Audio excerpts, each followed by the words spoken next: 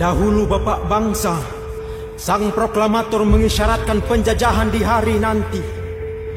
Perihal penindasan yang bukan terang-terangan dari asing, namun berasal dari bangsa sendiri. 2021, PPKM mencetak keberlanjutan sejarah penindasan. Pembungkaman kaum pribumi memperingati memori kelam tentang persekongkolan, di mana penjajah semakin kokoh sebab hati nurani pribumi berhasil dirupiahkan oleh bangsat penjajah yang kian bersorak atas berbagai pencapaian.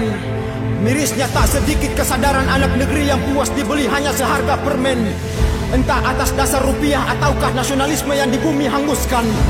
Pembantaian atas sila kemanusiaan dibela mati-matian hingga nalar dipertanyakan. Taring helder para wakil pemerkosa kepentingan rakyat tak representatif, menggonggong kebijakan yang bertentangan, malah ikut-ikutan berselingkuh dengan kepentingan demi langgeng jabatan dan kekuasaan.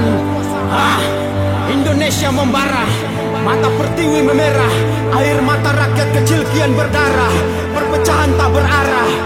Rakyat diadu domba dengan aparat yang dibutakan antara perintah dan nurani hingga bertindak serba salah. PPKM hanya diperuntukkan bagi rakyat Indonesia, namun tidak bagi Cina. Berbadan tegak, berfisik kekar, berambut cepak, pekerja kasar. Kenapa dibela mati-matian sebagai tenaga ahli? Ahli memegang senjata atau ahli memegang pena? Didatangkan bergelombang sebagai pekerja, sementara anak bangsa banyak pengangguran. Mencari makan disuruh pulang, mengurung diri seolah kelaparan ditiadakan.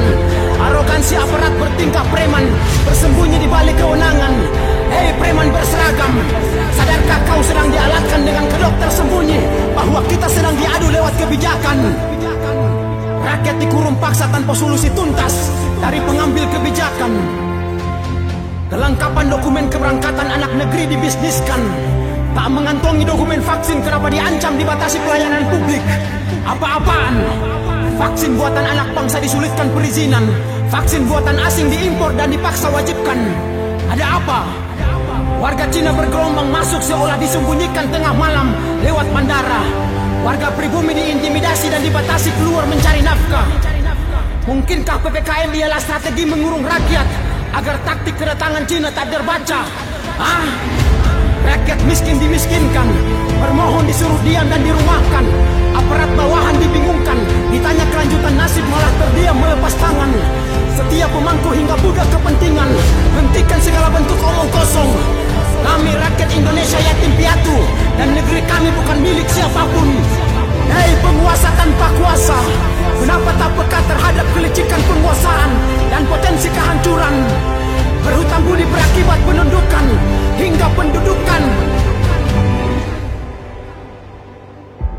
Jika kebiadaban penjajahan tetap dikembangbiakan, jangan salahkan jika kelak perlawanan rakyat menggema sebagai upaya mengembalikan marwah Republik Indonesia dari reinkarnasi penjajahan.